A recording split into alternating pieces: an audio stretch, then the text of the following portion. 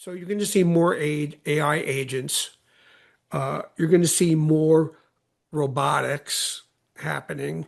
It's already been happening for years. And G'day, I'm Charlie, and you're listening to Rise and Shine, your business tech boost. I've been in technology for over 40 years, and I've been running Ask Charlie Leetham for nearly 2 decades. Yes, I am that old.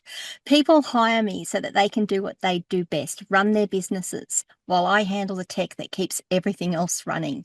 This podcast gives you practical advice where you can actually use straight talk about what works and what doesn't. Today, I'm talking with Howard Tizano, and we're going to be talking about AI and marketing, I think. I think that's where we're going to end up. We're going to get into the real stuff, what you need to know, what you need to know. I stuffed that up already. What do you know? What you need to know to make smart decisions for your business. So let's get into it. Howard, welcome. Thank you so much for deciding to be a guest with me today. well, thanks for having me. I'm excited to be here. Really, really glad to have you as well. Now, if you can tell me a little bit about me and my guests, a little bit about yourself, what it is you do, what it is you've done. I'd love to know more.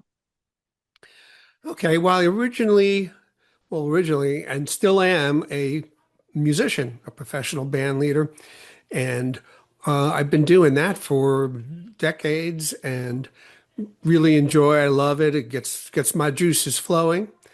And but I've always been looking for other ways of doing things online. Ever since online became a thing, I was really interested in it and wound up, about 2007-ish, was really getting my feet wet with some online things and really was getting overwhelmed with all the skill sets I needed to know, the copywriting, some graphics, putting up websites. Back then, we were using Microsoft FrontPage. I'm sure you remember that.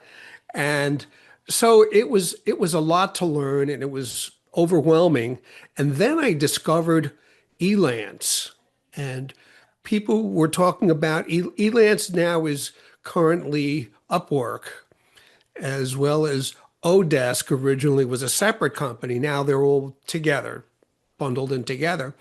And I had discovered that, oh, for a few dollars, I can get a task done overnight.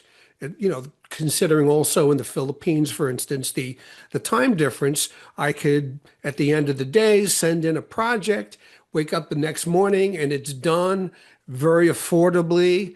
And it was like a revelation for me. So I originally started learning about outsourcing and training on outsourcing. I started training on it because back then you sort of had a situation where you had every specialty, every skill set had its own guru for it.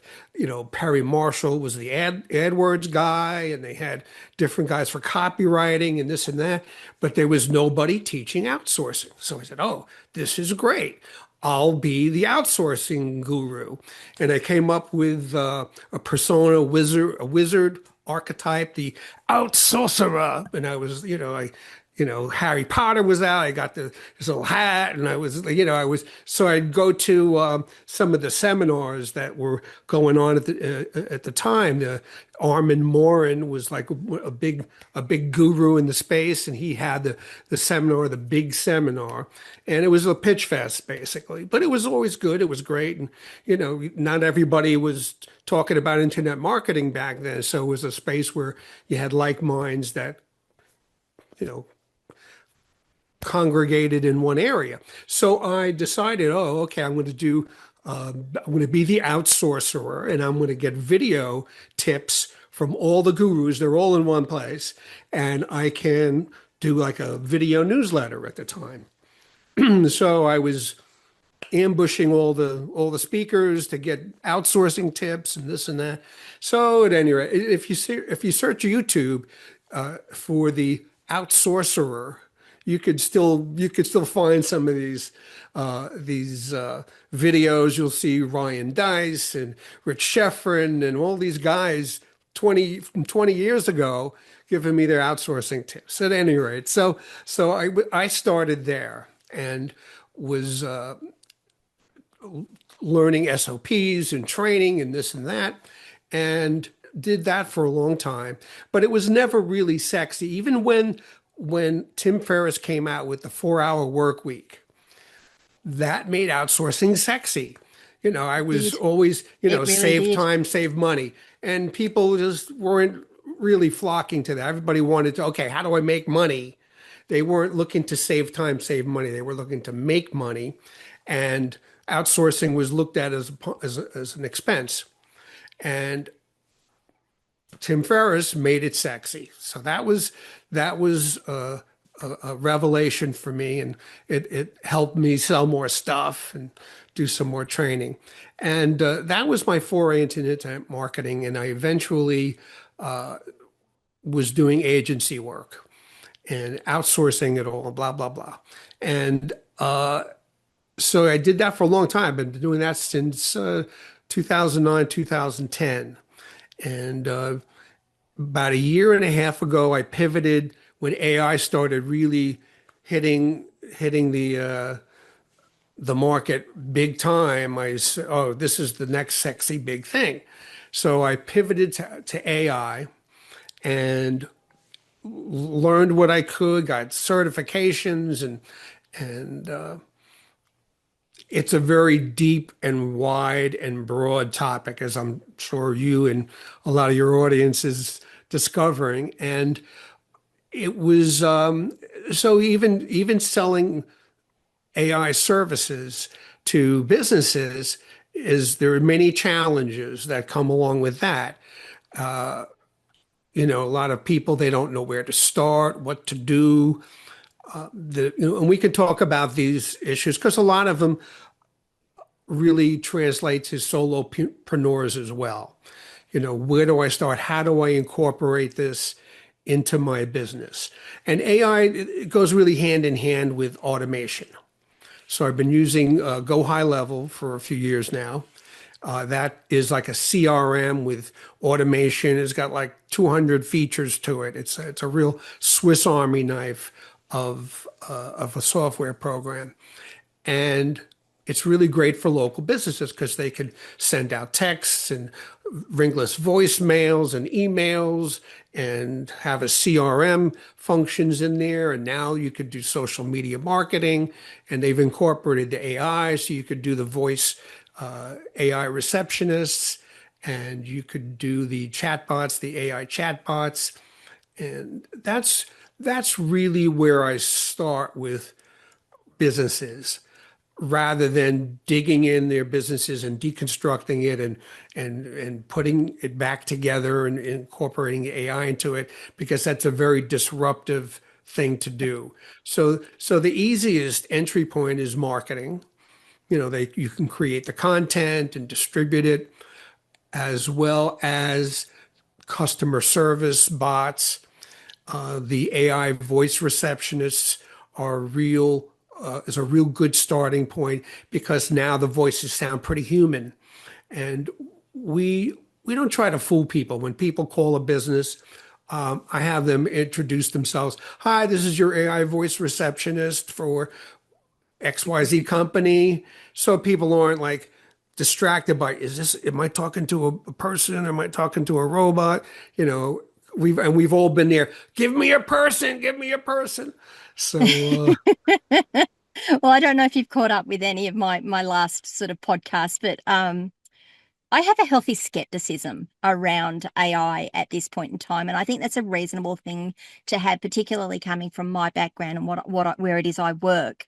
I think AI is fantastic used properly. I think AI can be an absolute game changer, but it can also be rather destructive and dangerous if used incorrectly. And by dangerous, I mean the accuracy of it, because we're talking about large language models. The accuracy may not be exactly what you think it is, and you still got to go and check it. We're seeing these reports come out that that it hallucinates results, that it makes up things as it goes along. And I think this is a really good place to sort of jump into our discussion What are some of the myths that you're seeing about AI, particularly around its accuracy and all of that sort of stuff? And what would you say to that?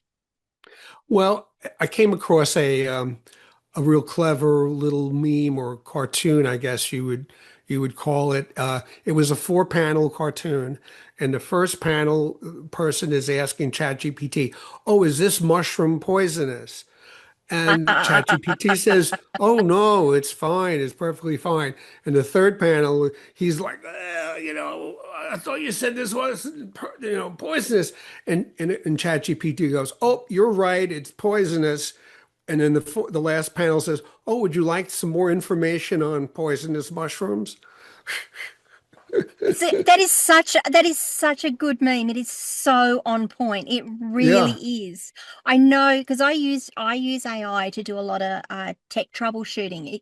Because it's a large language model, I know that if I put in a question, I'm going to get a fairly well curated list of popular answers. I'm not going to have to troll across multiple sites to get these answers. I know I'm going to get it. And then I know that the next thing I have to say is this information correct? Right. And invariably I will get it. It will come back to me and say, "Oh, you're right. That's not the right answer." Yeah, yeah, and I mean, it's funny how in the law field sometimes the judges will be looking at the documents or the case studies that the lawyers come up with, or that the paralegals gave to their lawyer bosses, and it's making up cases, just making it up, Yep, and yeah, so you always have to fact check it, and you could ask, it'll fact check itself. If you ask it, "Oh, are these accurate? Are these true?" correct. So, you Yep. gotta have it, you gotta ask. I like Perplexity for doing research, because it goes out and gets like 20, 30 sources and compiles it and gives you a great answer. But yeah, the Chat GPT is still hallucinating. I think Well, I don't know, the stats, people say, "Oh, half the time it's truthful and the other half it's not," because I it's don't pulling, know. It, it all kinds it's of. just pulling so much data, and that's the thing. Look, I've got two examples of it. One is actually quite eye-opening. A major accounting firm here in Australia, Deloitte's, which I'm sure is a name that people recognise, were tasked to do a study for the Australian government, and that report cost millions and millions of dollars to do, and it got tabled in government, and they went through it and half of it's wrong. And when the pushback came back on Deloitte, they went, "Oh yeah, we used AI to write it." And AI made up facts, so made up stats, it made up. No one fact checked it. No one went through and confirmed it. They went, "Yeah, this must be right," and sent it off to the government. They're up for a lot of money going back to the government for a deliverable that they can't use. It's astounding to me that people did that. And in my own case, I was looking up some legislation for something and I wanted to get, can you give me this? Can you tell me what the use cases are? Can you tell me what's happened with this? And I got this entire document. It was fantastic. It was so well written. And I'm like, I'd be so proud to submit that. And I went, "Oh, just go and check these links that it's giving me and the references," because I told it to cite its references, do proper citation. I'll just go and check these links. And I went and clicked on a link and it was 404. It was to like a government site with the legislation and a clause in the legislation. And I went, 404. And I'm like, okay. So then I went to the site and I put in the clause number and that clause doesn't exist. So I went back and I questioned it. I said, "This doesn't exist." "Oh, no, but if that was in the legislation, that's what it would say and that's where it would be." Yeah, that's You wouldn't crazy. know. If you didn't know to check it, you wouldn't know it was wrong. And that's where I think we need to be, it's a good place for us to start with AI. I'm not saying don't use it. I'm saying just be really wary. So tell me a little bit. So I am actually curious before we go any further. Where are you in the US? You are in the US? I'm in South Florida, by Nice. by Fort Lauderdale, and the weather is Nice. beautiful, 75 and sunny. Winter in South Florida is the best. I'm Yeah, I originally come. from New York, and that got pretty cold. You know about winter. I come from the south of Australia, not quite so southwest of Australia, and it gets really cold in winter. And I've spent several years in Hawaii and far north Queensland, which is where it gets really hot. And coming back down south, it kills me. It absolutely kills Yeah, me. yeah. Uh, so yeah, so you got to fact check it, and you got to, a lot of what I see lately coming up is people talking about humanizing the content that it produces and giving it emotion, tapping into humans, motivators and drivers. As far as marketing and copy goes, 95% of people's decision is based on an emotional level. And then the other 5% is they're justifying it with logic. So you really have to address the emotional reasons that people should buy your product or your service or whatever it is. And there's at least a good half a dozen people who are crafting prompts and courses on how to do that, which is pretty helpful because otherwise the content comes out pretty, academic, you know, mistakes aside and falsehoods aside. It's really a great start and it's a great outline, great for outlining Really papers or good, books really good. or yeah, gives you great outlines and but you have to humanize it, add in your own anecdotes, your own experiences, your own styles, and you can create a style guide in a lot of these LLMs, Claude, ChatGPT, Yep, and that you're seeing a lot of that around, and it's very helpful to do that so that it humanizes and personalizes the output that you're getting from it, so it reads like more interesting and more emotional rather than just like an academic bullets and this and that. So we were all learning at the same time. It's there's no experts, except for some of these guys like you ever hear of Sam Woods? He's got a he's got a newsletter called the Bionic Business. hmm Great, great stuff. And there's a lot of great YouTubers out there. Matt Wolf is great for updates and news. And there are guys on YouTube and women as well that are focusing on, oh, here's audio and video tools. And, every week there's new tools and updates. And so there's a whole range of things that you could learn from there. And it's easy to get overwhelmed by the tools. It really is. It really is. Now, actually, that leads me into a really good question here. What are the sorts of things that people fail at or businesses start to fail at when they're trying to implement AI? If you want to talk specifically in their marketing, that's great. Otherwise, generically, what are you seeing that when businesses say, "I want to do AI," what do you see? Well, I would say that the first challenge is they really underestimate what's involved. They think you could just, sell them a tool and it magically solves their problem. Uh, so there's several problems. One is they're underestimating really what's involved because it is a commitment, especially when you get into the processes and really to streamline their operations, things like that. So the first thing I would say is they're overwhelmed. They don't know where to start. They don't know, they have some ideas of what they might want it to do.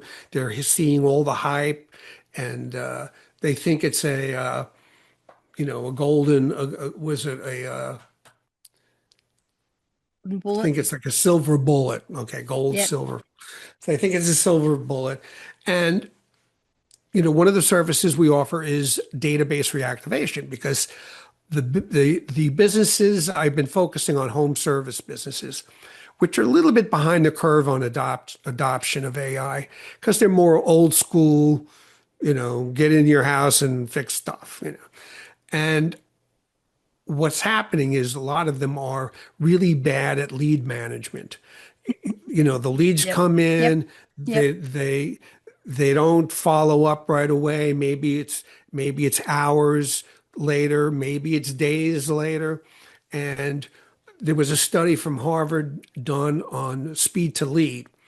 And for home service guys in particular, let's say you need a plumber. You call the first result on Google. If they don't answer, you're off to the next one. And if they Yep. don't, if they if there's a voice machine on, only maybe 52%, from what I understand, people actually leave a message. Otherwise, they're gone. You lost that job. So speed to lead is important.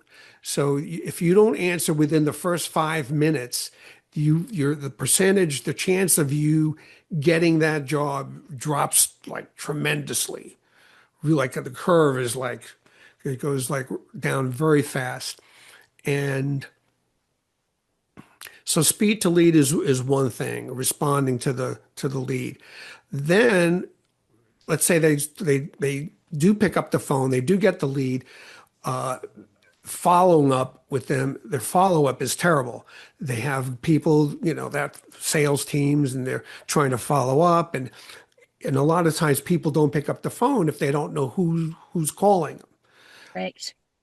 So they're playing phone tag. After two, three times, they maybe stop because they got new leads coming in and they're trying to work them. So leads are leaking out of their bucket all the time. And the opportunities that they're missing are huge. A large percentage of their calls are not being answered, whether it's weekends, after hours. Maybe it's a contractor and he's a roofer. He's on the roof and he's working. He's not answering his phone. There's all kinds of reasons why they miss the phone. So missing the calls is one of the main things, the problems that I solve, and it's with a combination of things. I don't go in with the sexy AI angle right away now. I really because they want the result. They don't, Yep. the That's right. AI just sort of uh, gets them confused and leery. Oh, is it, Skynet and Terminator? Is it, well, my people don't want to talk to robots, and oh, they can't do it like I can do it, and all those kind of Okay. Yep. things.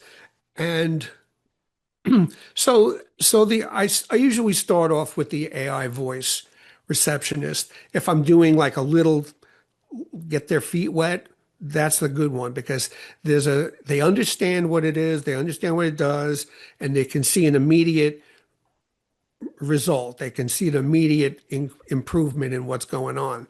So that's my first foray with them. It's easy. It's like a bolt on. It's not disrupting everything. They do have to change phone numbers if they're gonna, you know, or reroute their main number to the AI Hmm. during business hours, or we work it out.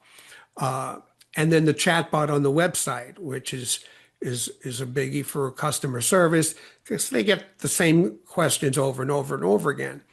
And the chatbot can really answer it good. But now we're using the voice bot in the widget on the website. So Okay, so can we just dig into the AI receptionist because this is something that I've heard people pitch. Um, I feel they've pitched it badly because my general gut feel is I don't want an AI answering my calls. You highlighted some of those problems earlier in terms of you don't want people guessing, is this an AI? You want to, for me, if it was me doing this, you'd want to appear as genuine as possible and as truthful as possible. So I liked your idea of, hi, this is your AI receptionist. How can I direct your call type thing? Can we just dig into that a little? yeah, What sort of thing does an AI receptionist actually do for you? well, if you want, let me see if I can get the reception here. I have an AI demo where it role plays with you. A business can call up my demo and the AI will ask it, 4 or 5 questions about their business. And then it said, okay, now we'll role play. Ring, ring, ring. Hi, this is Susan, your AI receptionist from XYZ company. How can I help you today? And then it goes on from there. And then the person calling will act as a customer calling his business and ask questions like that. So let me see if you want a little demo here. All right. I'm living in like a concrete, surrounded by concrete Fine. If you walls. can't get it, what we can do is just put a link up if you want, and people can go and have a test. Well, I I'm I do have a little recording cool. that I can play, like a minute, because it really is, it is great how human it sounds, and you can program the empathy into it. Yeah, Um, so that I mean that's also something that we need to discuss, isn't it? It's like it's all very good and well having an AI, but it needs to reflect your tone, your values, the things that are important to you. You don't go and employ just any receptionist. You employ a receptionist that matches your business's. I'm going to use the right, term soul, basically. right. Um, yeah. So if you want to hear a little. Sure. Yeah, please. Okay, so this is for a foundation repair company. Like, Okay. a Yep. foundation, somebody's calling, their walls are cracking and so this is what an incoming receptionist would sound like. With this AI. Here we go. Thanks for calling Professional Foundation Repair. This is Fallon. Who am I speaking with today? Hi, Fallon. This is Ken. Hi, Ken. Thanks for reaching out. I understand you're having some foundation issues. Can you tell me what's happening at your property? Yeah, there's a crack on my floor that goes from the front door to the side window. And now one of the windows is stuck. In fact, where the crack is, the window won't open. I totally understand your concern, Ken. Just to help us better understand your situation, is this a raised foundation or a slab foundation? Oh, I don't know. What's the difference? No problem, Ken. A raised foundation usually has a crawl space underneath, while a slab foundation is a solid concrete pad that sits directly on the ground. Name So for me? Let me check that for you. How does 8 a.m. on Monday sound? Perfect. Great, Ken. Let's finalize your details for Monday at 8 a.m. Could you spell out your... so it That's sounds really impressive, isn't it? yeah, yeah. And so I went to a trade show today here for builders. So I had this and I'd play it for them, and these guys, we're like in the world of AI. We're hearing this stuff. These guys is like they're hearing it for the first time. They're used to the Siri, or they're used to calling their bank or their whatever Yeah, the IVR insurance stuff. company. Yep. Yeah. So and they're impressed because it's asking relevant questions. Oh, is it a slab or a crawl space? Or oh, and they're going, oh, that's great. So it really can be trained pretty well. And anything that it can't answer, it'll say, well, I can't answer that. If you'd like, I can have my team follow up with you, or they can do a live transfer. If someone says, let me speak to a person, it'll say, okay, hold on. It'll check with the client to see if they're available. And if so, it'll say, okay, I have Joe on the line and he's got this problem. Okay, boom, they connect the line, and now we have a live qualified call. Um, so that's a biggie, and that's it requires setting up and training and troubleshooting, and Yep. when they change the algorithms, you got to go back in and tweak it. Uh, so there's a recurring charge every month for that, which ranges from 500 to 2,500, depending on what value you're bringing to the table. And some businesses or solopreneurs, they're not getting a huge amount of incoming calls. So the ROI on these on the service might be a little iffy depending Hmm. on, what they're doing. But there's a lot of apps out there that you can try it out with that don't cost too much money. However, there's the caveat. They're not all equal. They're not all going to be as quick responsive to a voice question as the better ones are. They're not all going to interface with calendars and book appointments and send links and email follow-ups. That's where the go high level automation comes into play, is they can make appointments, and they can make the appointment on the calendar, send out a email confirmation with the links, send a notification to the client saying, oh, okay, so and so just made an appointment to speak with you on this day and time, or okay, this one wants a roof estimate, so that as you try and integrate with other things, then it gets a little more complicated. The setup Yep. fee gets a little higher. It's not a off the shelf thing. It's a It's custom customized. done. Yep. Yeah. Yep.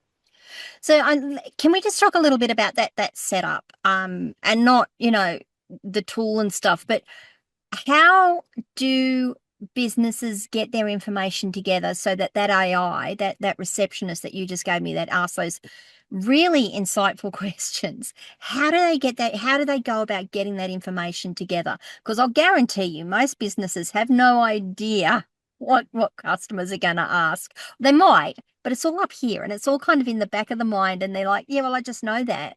So how do businesses get that out of their head? Well, the first thing we do is we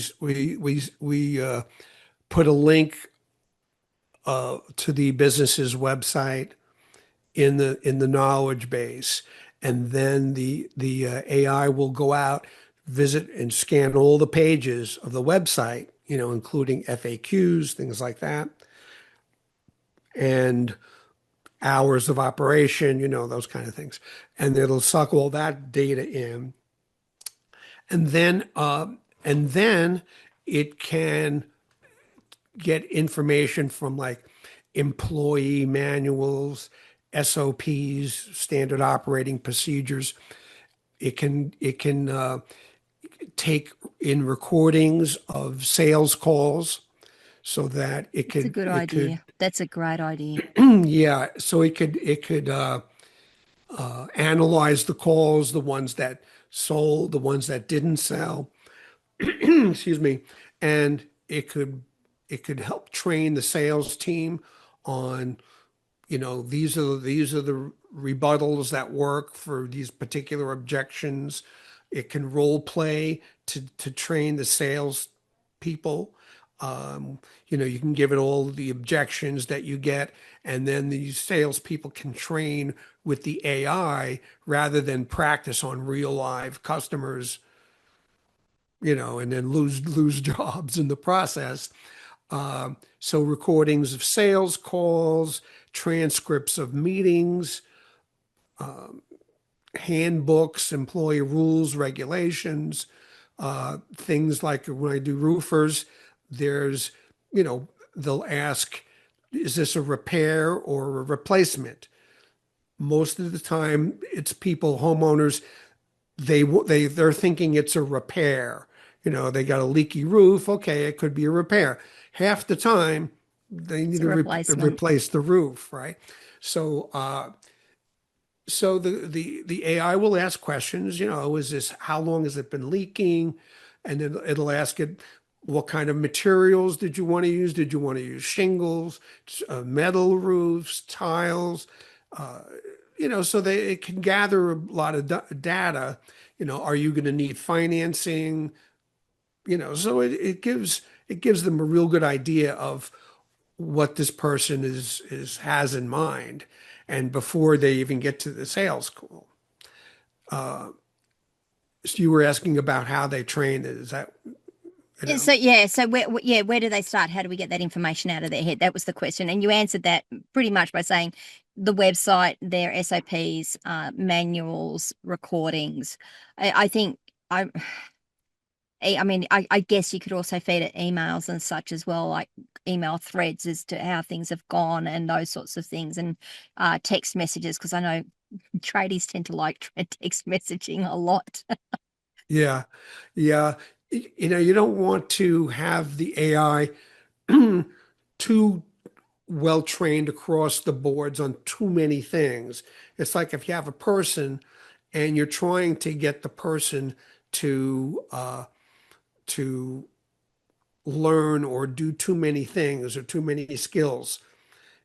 You know, that's why they have agents now, AI agents. That's another thing we can talk about because that's now where we're all going with this.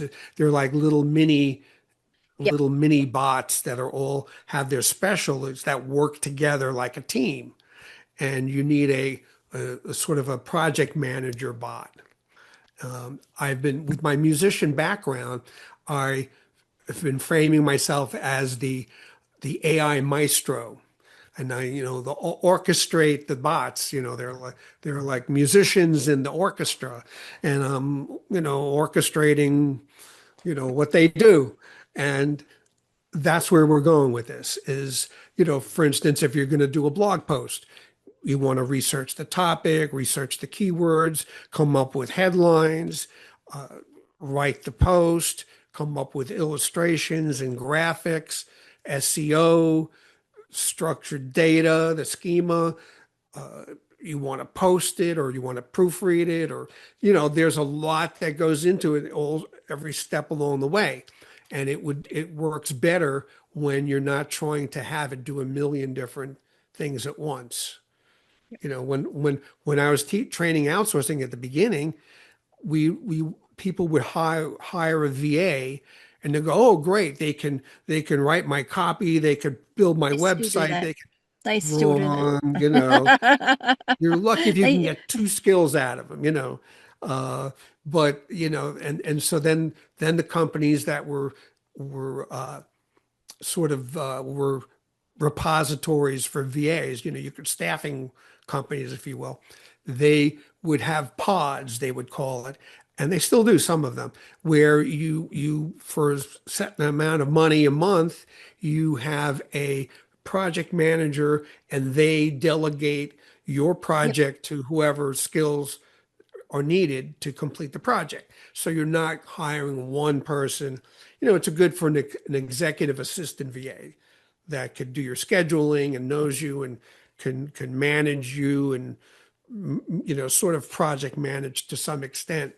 But the days of having hiring an outsourcer thinking that they're going to you know relieve you of all your tasks, no, yep, that's our yeah. fantasy, but I, that doesn't I exist. still see some businesses say, I just want a VA and I want them to do all these things, and I with very great care and a lot of grace, people go back and say, look, you that's not going to work for you. You do need to break it down. You're going to need a couple of people, even if it's a couple of people, a couple of hours a week, you're going to have to break that down, because Yeah. your accounting person, the person that does your books, is not going to be the one that updates your blog, isn't going to be the one that does the tech updates on your system. That's not where they're aimed at. And I love to hear that you say that about AI as well, focusing your AI down, actually getting it to specialize on a particular task means that it can do, and you're not taking processing. Because I think that's going to, sorry, I'm thinking it as I go. I think that's going to be something that a lot of people will be thinking is that, well, it's just computers. We just throw more processing power at it. But you are stealing processing power. You are stealing CPU cycles from it to go and do all of these things, rather than it being able to use those CPU cycles to do one thing and do that one thing really, really well. Well, you know, along those same lines, if you're trying to get your bot to do customer service, booking appointments, financial information, whatever, uh, you've got to put all that data in there, that training data, and if you ask a question, it's now got to go through all that material to Yes. find the answer. So when you're asking something to the bot, if it has to dig through too much information, it's going to delay the response Well, it's not instead of a just that natural. either, is it? It's not Hmm? just that either, because if you feed it marketing material and then you feed it tech support material and you pose a problem to it and say, I need to fix this problem, and it confuses the marketing material with the tech support. Trust me, I go to these websites that say they have AI enabled agents on them, and I say, I've got this problem, I need to fix it. And the next thing I'm being sent to is the sales page saying, oh, it can do this. I'm like, well, I know it says it can do it, but how? Well, I don't have that information. I can only tell. Or, that it is convinced that that is the answer to your question, that is how you solve your problem. It's like, well, but that's not the problem. You're telling me it can do it, and you're telling me you do all these things, but that's your sales material. Where's your support document that says how to do it? Oh, and it's frustrating. And if it's frustrating for me, it will be frustrating for someone that doesn't have the experience or the knowledge that I have to go and do it. So that's a really, really good point. Is like if you're cross-pollinating information, that information can easily be confused. Even if you've got it tagged up and stuff, it can easily be confused. And it can read text faster than it can read a PDF. So that speeds things up a bit too. If you put it in text format or markdown format, that's sort of Markdown. Yep. like a little bit of a formatting kind of a thing. There's little apps you can put your stuff in there and it'll And it'll give give it you back to you markdown. in Yep. markdown.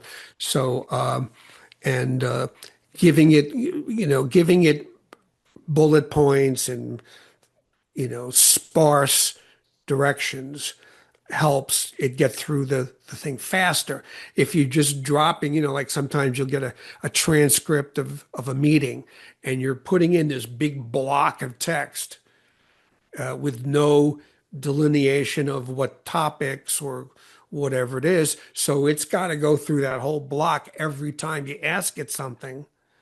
It takes Yes. Yeah. longer, it Yeah. And becomes honestly, inefficient. where I find that works really well for me is I will take that transcript, I will put it in, I will say summarize it, format it nicely for me, bring it back out, check it all up, and then I will put that into my system and say, there's the information I want you to have.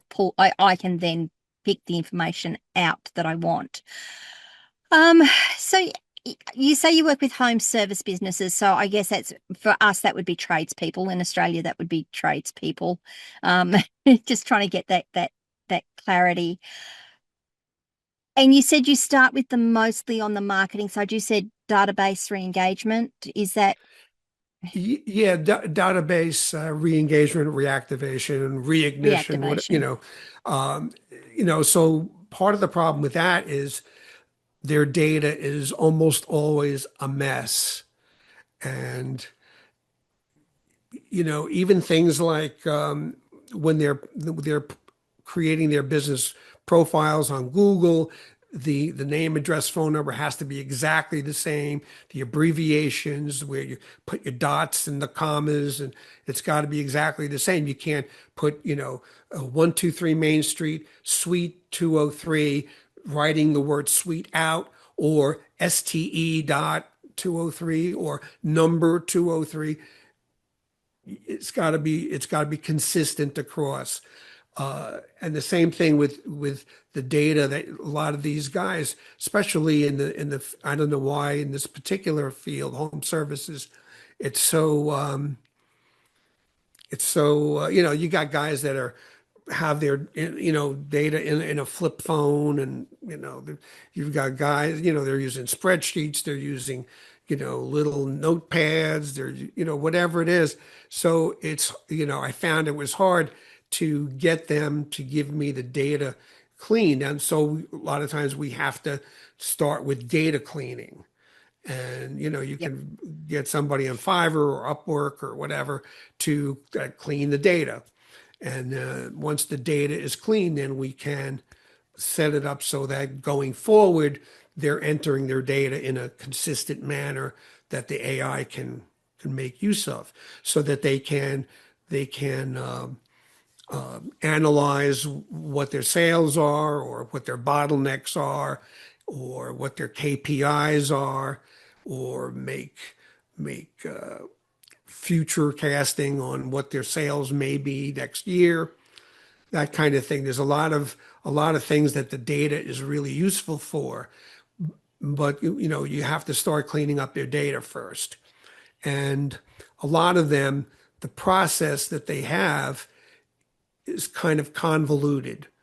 And a lot of times you have to, because AI will amplify whatever you got going on. So if your process is a mess, it's going to make it even more of a mess. So that's why I say, when I start with like marketing, it's sort of a bolt on, and the same thing with the AI receptionist. We got to train it from their materials, but that's, we can manage that. That's not causing their business to go crazy, and be disrupted if we're talking a sales process or an operations process, or something like that. So I start simple, start basic, get their trust, get them, small wins, do, things that they understand, they can see the difference. And then little by little, we'll bite off another process like email management, or, graphics, or advertising, or running ads, or and then managing the leads. That's where I'm mainly coming in from, is the lead management, and I use AI and automation to accomplish that. And I come up with a signature service. So I have my signature service is the revenue rescue system.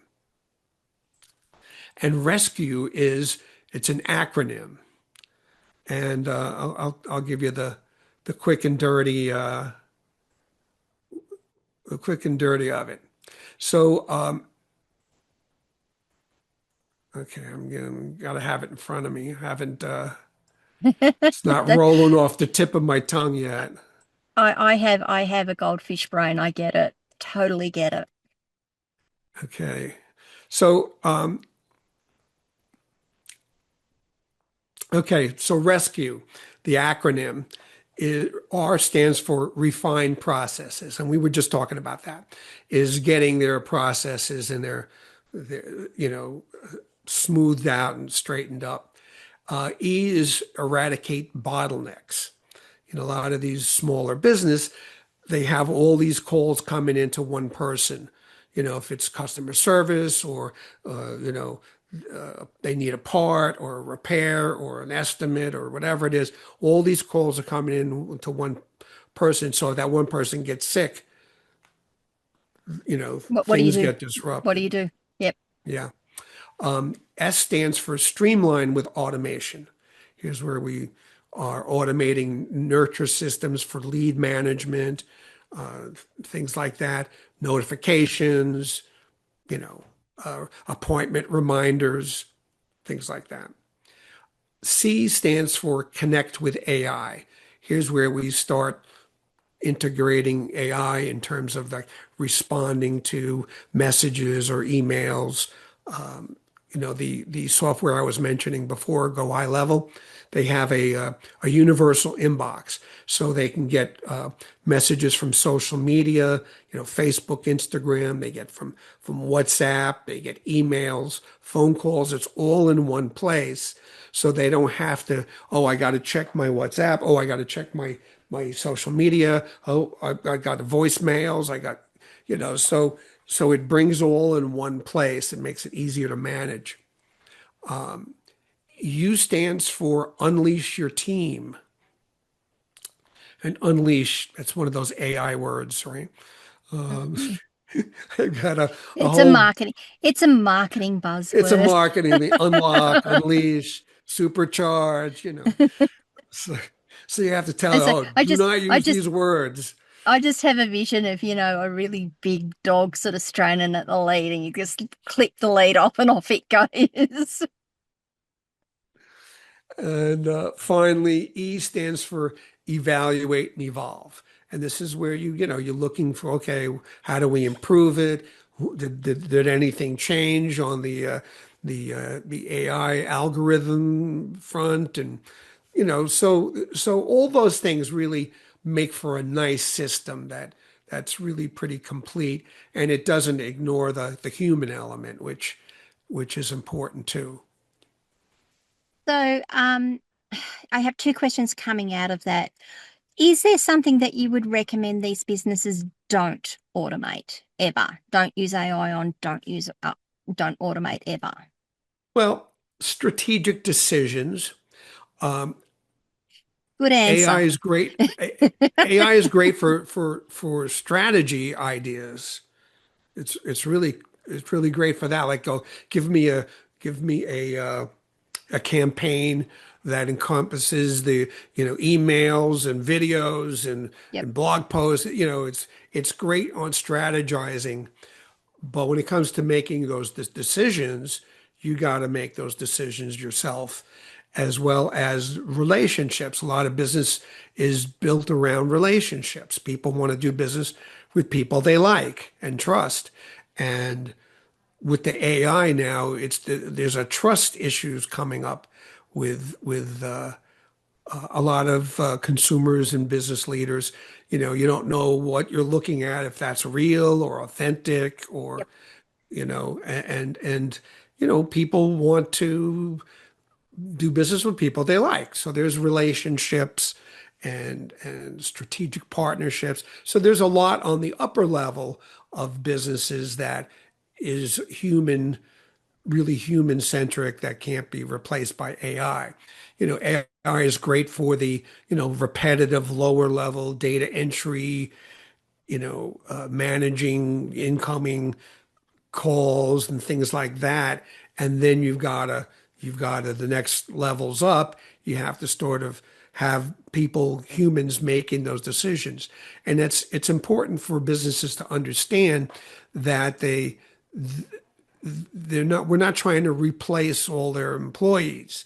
We're trying to free them up to do more, to do better, to upskill themselves. I was experimenting with saying, oh, don't be afraid, replacing your receptionist.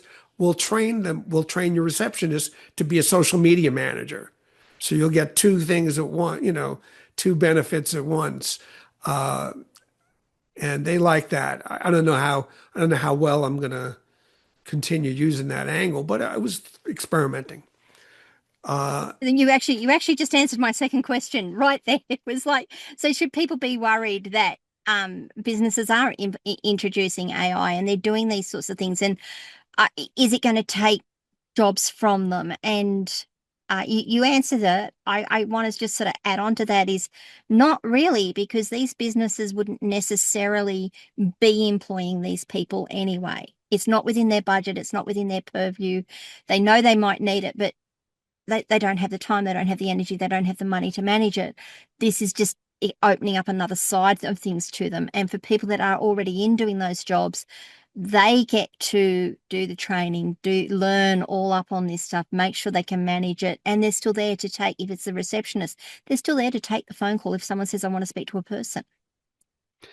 Yeah, I think that I don't remember who said it, but it's like AI isn't going to replace your job. It's going to replace the people who aren't using AI in their job. I Yeah. forgot who said it. It's been around for a There's bit. been a few people who've been saying it, and it's Yeah, becoming yeah, more and more so now. But yeah, my gut feel is maybe we're going to see some jobs disappear to AI, but I think we're yeah. going You to, will. much like when the horse was replaced by the car, we're going to see those jobs being replaced by something else. People who were looking after horses, they didn't become mechanics, but now we have mechanics and they look after the cars. That would be my. So Yeah. we're nearly out of time. What I really wanted to ask here while we're moving forward is, where do you see this is headed in the next 2 to 3 years? What do you think we're going to see? Well, I think that we're going to see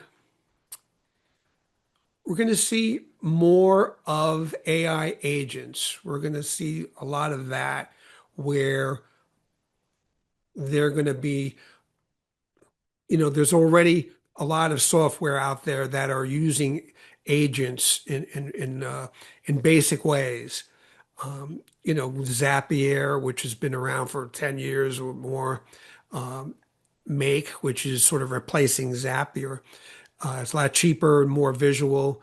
And N8N, which is more of a workhorse, which more of a techie thing, which will draw upon various apps, tie them together, and put it in a workflow so that to accomplish a task, a particular task. So you're going to see more AI agents. You're going to see more robotics happening. It's already been happening for years in car manufacturing and in Amazon and warehouses and whatnot. They're, in the US here, oh, they're talking about, oh, we're going to bring manufacturing back, to the US. It's like, who's going to take the jobs? There's going to be robots.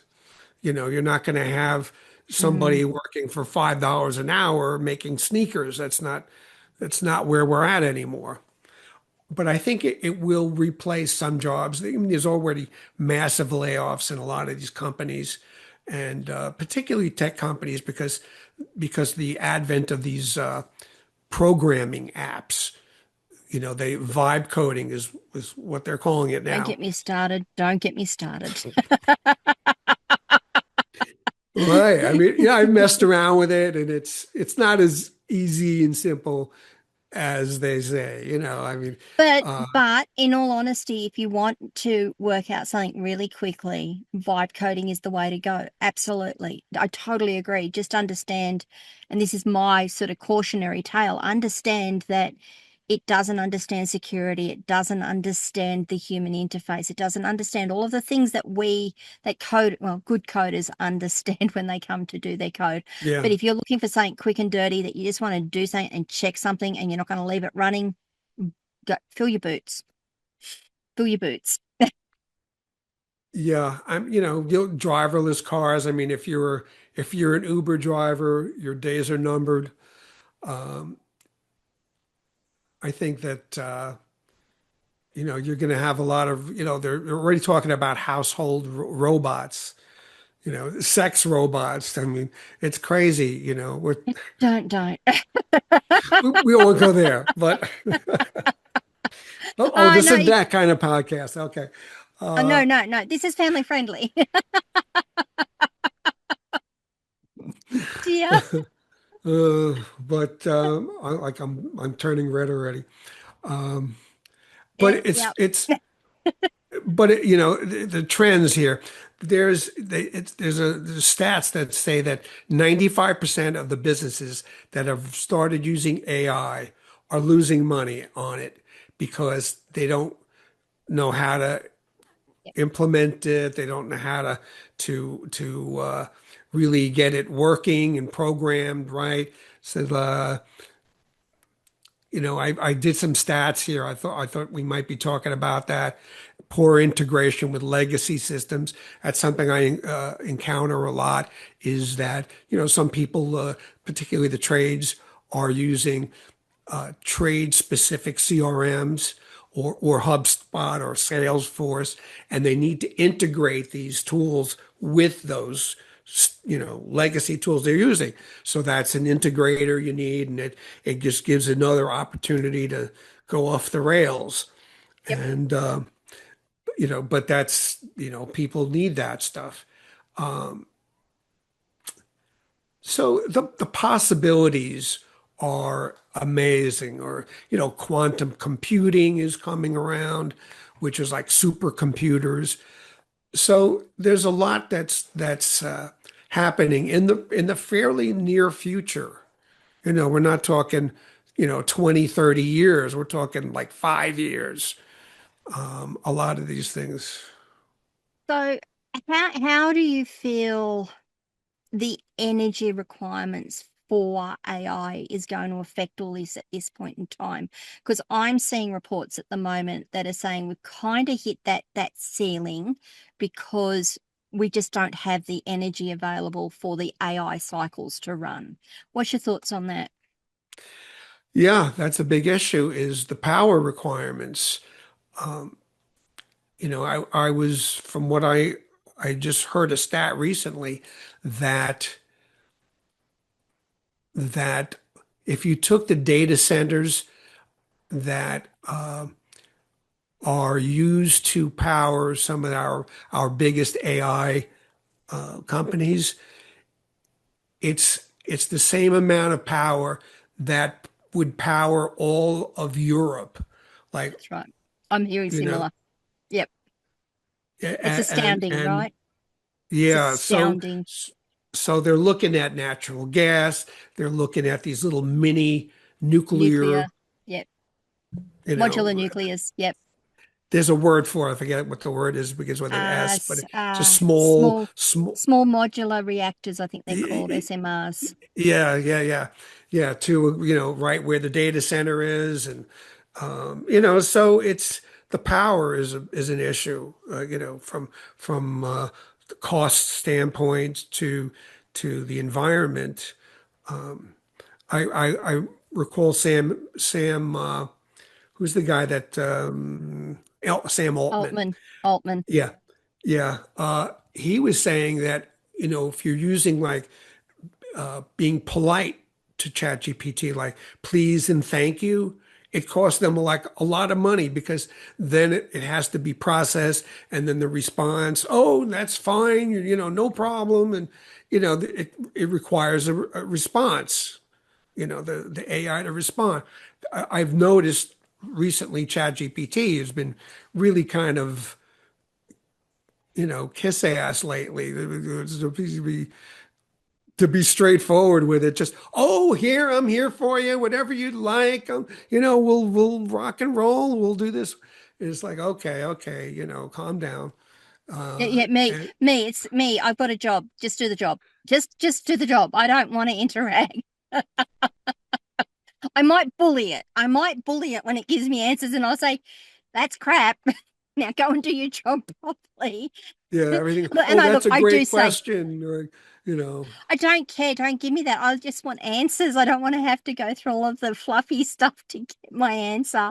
I'm a very direct person when it comes down to getting stuff and getting things done. I'm not, yeah. Yeah. But you're right. It does. It's become very verbose as well. I found like I'll ask a question yeah, and I'll get, well, way back when the world began, and you get the whole long answer. It's like, can I just have the answer I wanted? And it's 2 lines. Out of everything it's given me, it's like 2 lines. That's all I wanted. yeah, yeah. That's Uh, funny. okay, look, how can people find you? What is it you help them do? What sort of people do you want to work with? How can they find you? Tell us about yourself. Yeah, I think you could find me on Facebook, Howard Tiano. My company's clicks. Hey, wait. Okay, here we go. It's on that side, is it? There it is. Clicksai.com, Howard at clicksai.com. You can reach me. If you want, I came across a great bunch of tools, a good listing of tools, categorized and whatnot, on a Notion board that's free to access. And I made a link for it, a short link. So the link would be meterlinks, METER links.com/resources. Awesome. Awesome.